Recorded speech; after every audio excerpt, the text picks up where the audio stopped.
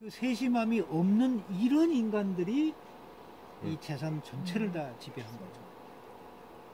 소수의 지배인 정치장교, 커미사르라고 하죠.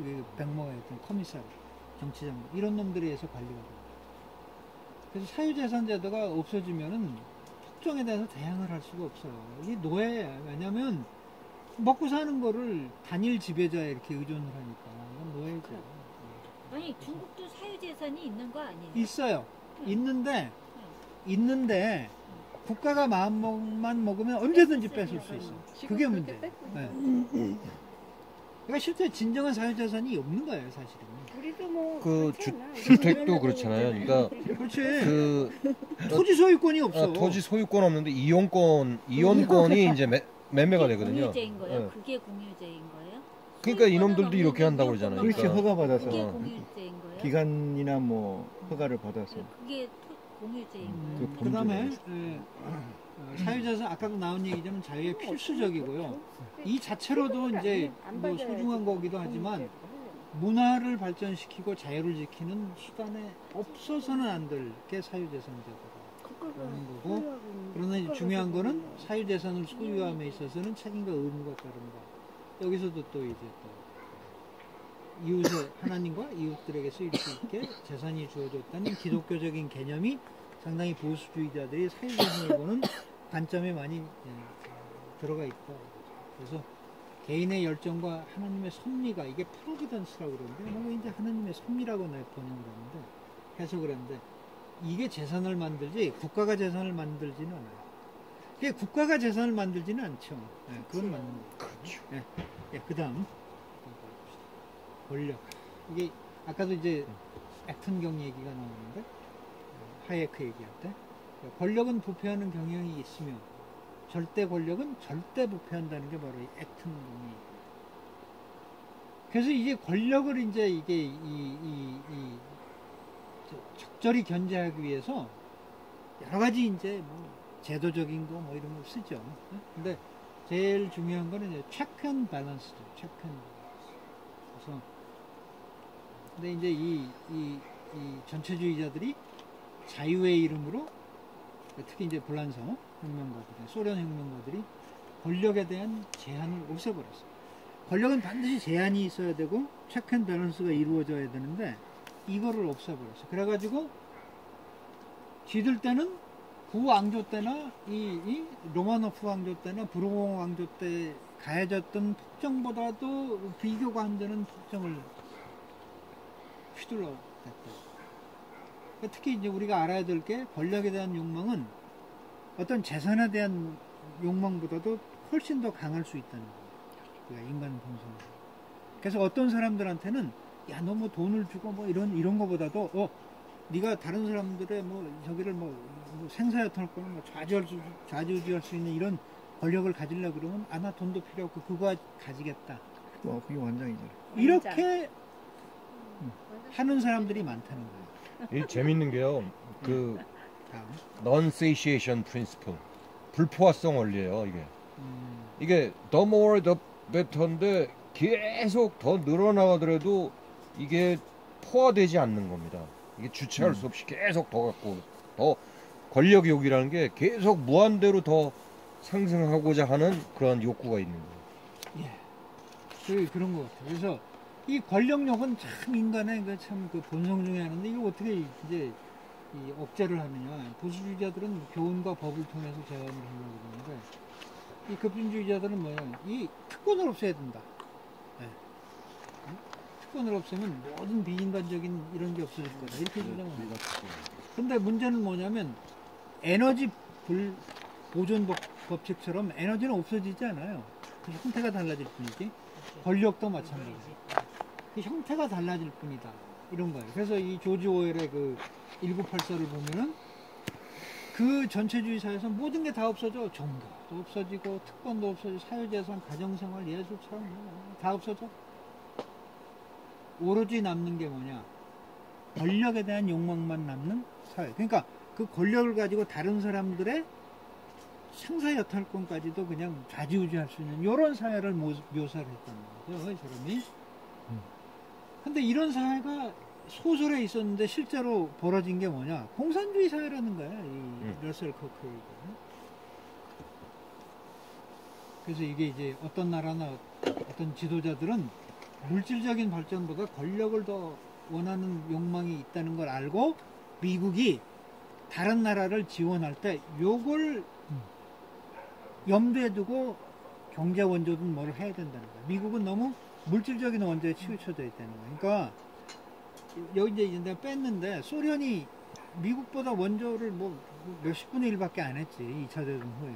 그런데도 미국이 엄청나게 원조를 해줬는데도 불구하고 별로 환영을 못 받아. 에? 소련은 뭐 별로 안 했는데 오히려. 그건 뭐냐? 이거를 간과했다는 거죠. 이 권력욕이 있는 놈들. 근데 이 공산주의자들은 요걸 잘 건드린다는 거야. 응? 그래서 권력 자체는 도덕적이지도 비도덕적이지도 않은데 어떤 목적으로 누가 어떻게 사용하느냐 중요하다. 근데 공산주의 국가에서는 인민 대중을 지배하기 위한 게 목적이다. 그 다음 교육. 이거 몇 시간이라서. 근데 거의 비슷하지 않아요? 거의 비슷한 조금 저 술 한잔 먹고. 아이고 저거 뭐예요? 아우 진짜 드세요. 아이고 밥까지 해주셨어. 아이고.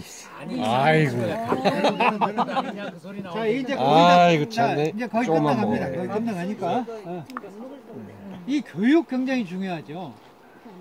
이 보수주의자들의 시각에서 교육의 목적은 분명해요. 자신을 위해서입니다. 국가나 무슨 뭐 민족을 위해서가 아니고 자신을 위해서 정신적, 도덕적 능력을 개발하는 거예요. 그런데 그래서 핵심 목표는 뭐냐?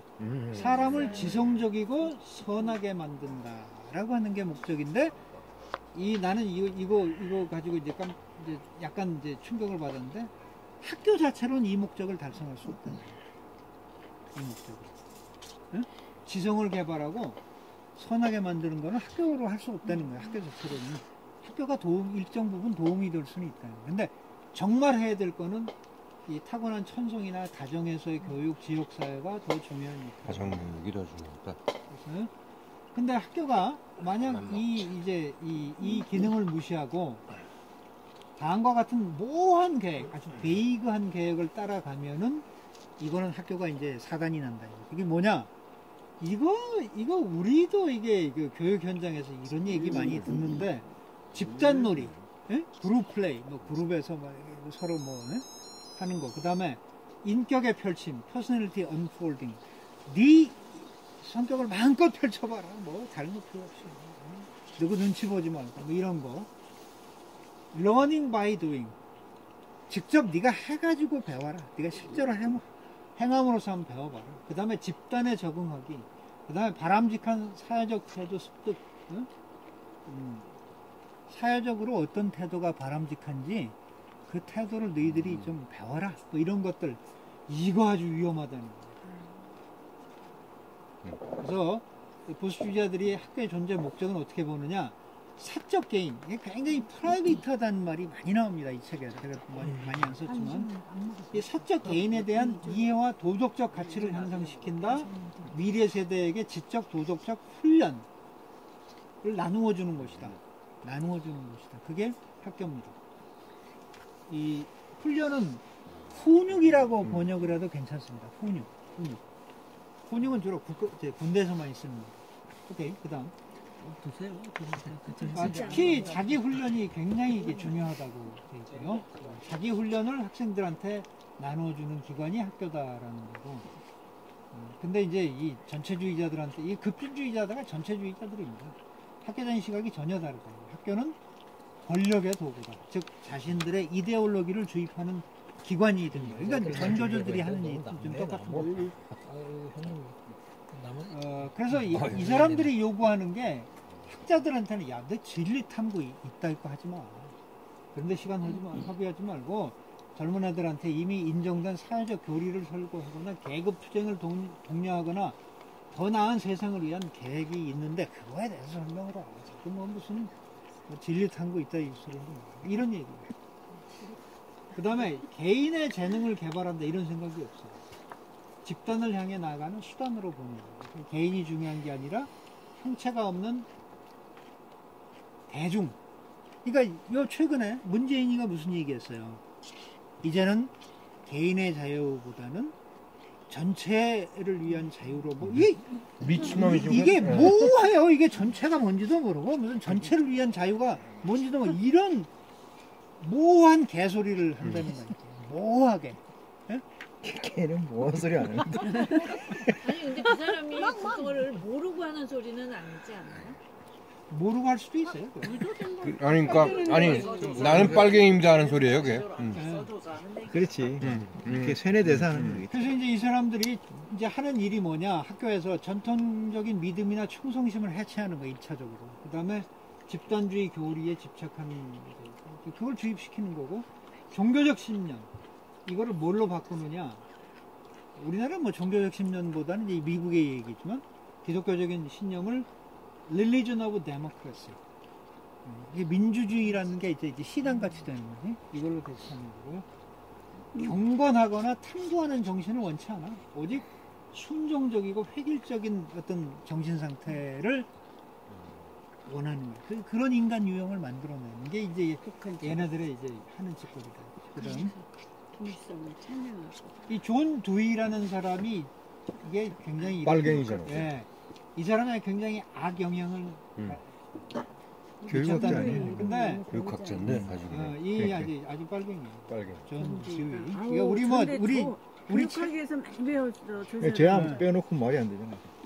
근데 이게 이 사람 그럼 다시 내가 얘기를 해야 되겠네. 시간이 없으니까. 근데 이 존 두이가 틀린 것도 있고 맞는 것도 있대, 이 사람의 이론이. 근데 이 사람이 옳게 주장했던 거는 요새 와서는 세상이 바뀌어가지고 잘 맞질 않아.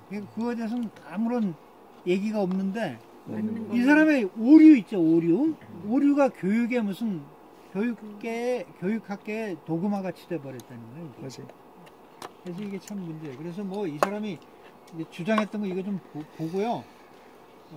그래서 이 사람 이제 이 러셀 코크가 주장하는 거는 뭐 사회적인 재구성이니 집단 역동 뭐 그룹 다이내믹이니 이런 개소리 그만하고 전통적이고 필수적인 거를 가르쳐라. 읽고 쓰고 수학, 과학, 문학, 역사를 가르쳐야 되고 명백한 주제를 가진 과목을 가르쳐야지 모호하게 뭐 몽땅 저 섞어가지고 뭐 무슨 사회 무슨 뭐 이런 거 하지 말라.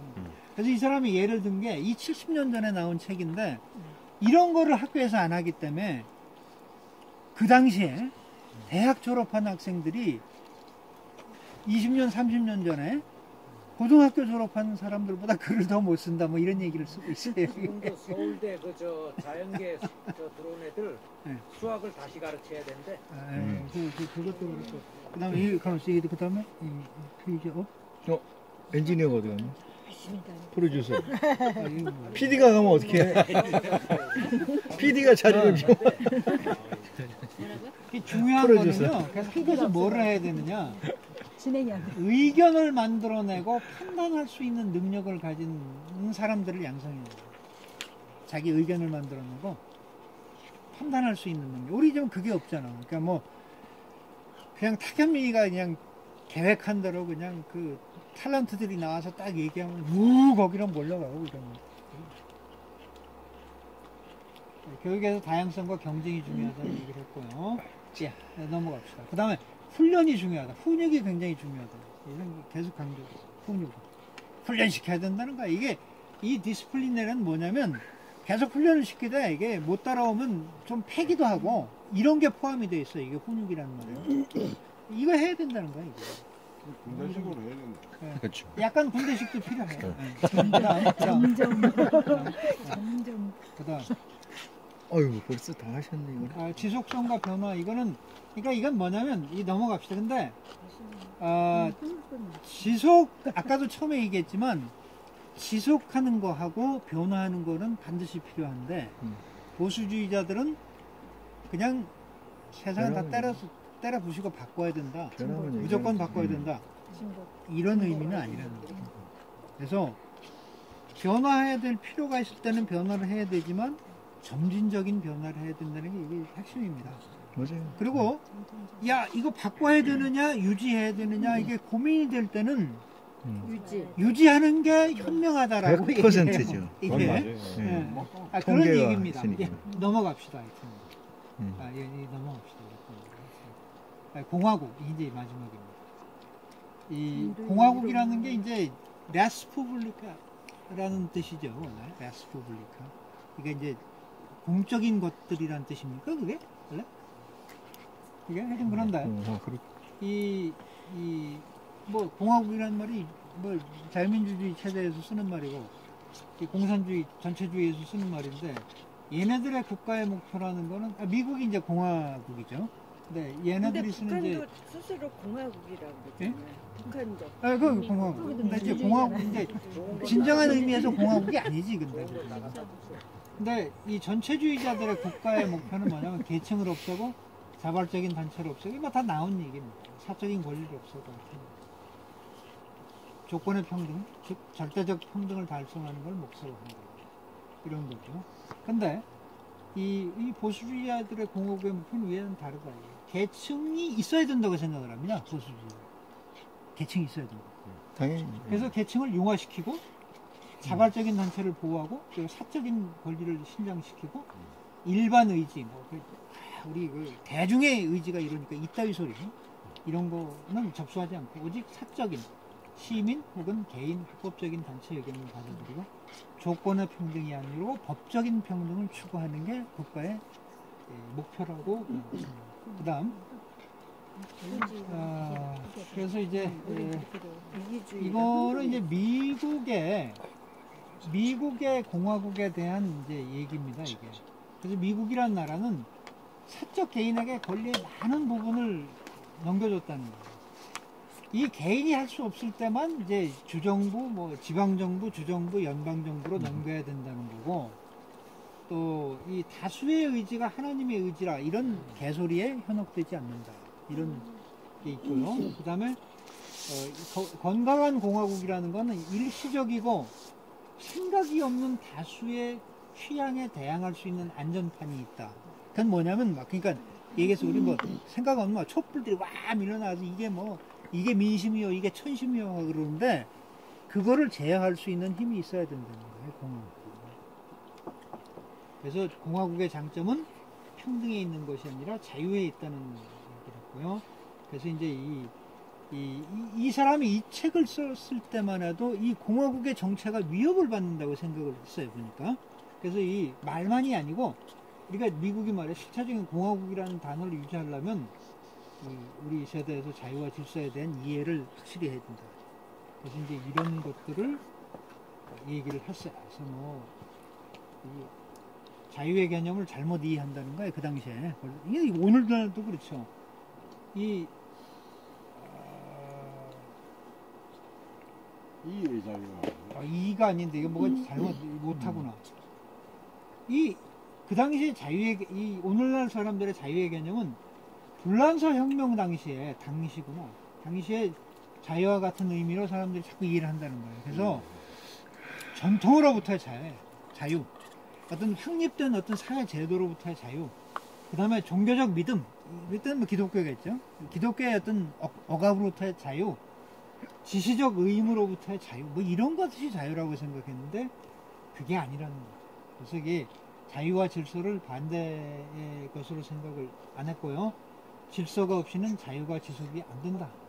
그 다음에 고도의 사적인 개인 누릴 수 있는 자유가 없다면 질서도 없다. 뭐 이런 거를 명심하라 이거죠. 그 다음 경제적 자유, 아까 얘기를 했습니다. 굉장히 중요하죠. 이게 경제적 자유가 없으면 다른 자유가 다 없어진다는 거예요. 그런 얘기입니다. 아까 얘기했으니까 넘어갑시다. 사람들이 대부분 이타적인 동기에서 활동을 안 해. 대부분의 사람들은 물론 매우 이타적인 사람들이 있긴 하지만 그런 사람들은 너무 소수야. 그래서 그런 사람들이 경제 활동을 유지할 수가 없어. 이 복잡한 거대한 세상에. 그래서 인센티브가 있어야 된다. 인센티브.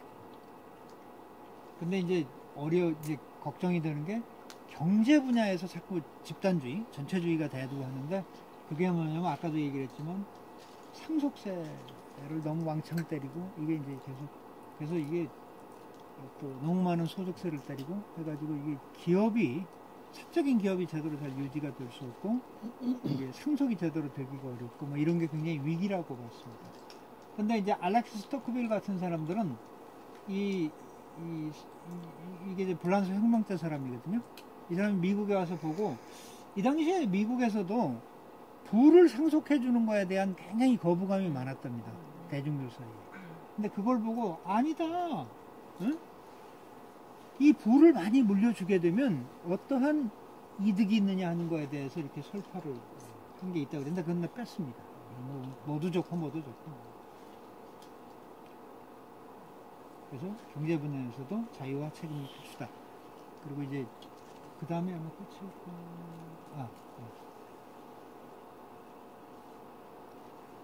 뭐 같은 이게 이제 반복인데 이 거의 마지막 말입니다.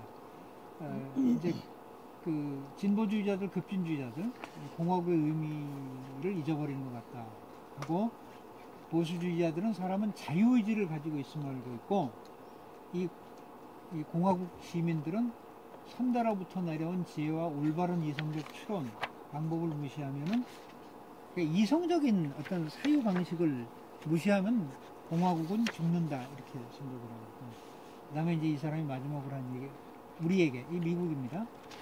미국에는 소돔에 남아있는 의인들보다 더 많은 보수주의자가 남아있다. 그래서 하나님께서 기꺼이 보수주의자들을 용성케 하시리라고 생각합니다. 기납법적 결론을 마무리 짓는 거. 이걸로 거의 책을 끝냈습니다. 자, 그러니까 이게 저도 이게 뭐 다 이해를 못한 것들이 꽤 있어요. 근데 이 보수주의의 핵심을 잘 요약을 한 책이고 그래서 우리가 좀 한번 좀 알고는 좀 지나가야 될 것 같아서 제가 간만에 유익한 책이었습니다. 강의했습니다. 잠을 줄여가면서 정말 오래간만에 공부를 해서 되겠습니다. 슬라이드 40편까지 21번째 슬라이드인가 그게 21번째요? 네. 그 책이 아주 뭐 그냥 우리가 볼 때는 애주심이나 지나간 얘기만 한 번 더 앞으로 당겨봐요. 국민학교 교과서 같은 지역사회 아주 홀쭉한 책입니다. 지역사회라는 거 있잖아요. 저거 좋은 책. 기본 회장님 우리가 저기 이거 지역사회를 알아야 5번 되니까 교과서 대신에 지역사회 얘기가 많이 나오는데 저게 영어로 어떻게 돼 있는 커뮤니티. 그러니까 커뮤니티로 지역을 뭘로 얘기해요? 그냥 커뮤니티요? 그렇게 번역하신 거예요? 아니면 제가 그렇게 번역했어요. 근데 그렇게 번역해야 맞을 것 같아요. 동네 한마디로 동네. 나는 뭐 보수가 나. 그다음에 그 자유의지라는 거 있잖아요. 자유의지가 아니고 일반의지. 제너럴 윌. 그거는 그걸 제너럴 윌이라고 해요. 가로 쳐놓고 있어서 그대로 있는 거고요. 제너럴 윌이란 말을 제가 뭐라고 한국말로 번역을 할지 잘 생각이 아주 일반 의지라고 해놓고 원문을 제너럴 윌. 그대로 써 있다는 거죠. 어디로 가셔야 되죠? 양수역. 수고하셨습니다. 아이고, 고생 진짜 많으셨습니다. 유익했습니다. 올림픽 공원. 하여튼 뭐 서울로만 가시면 다. 뭐로 가도 걸어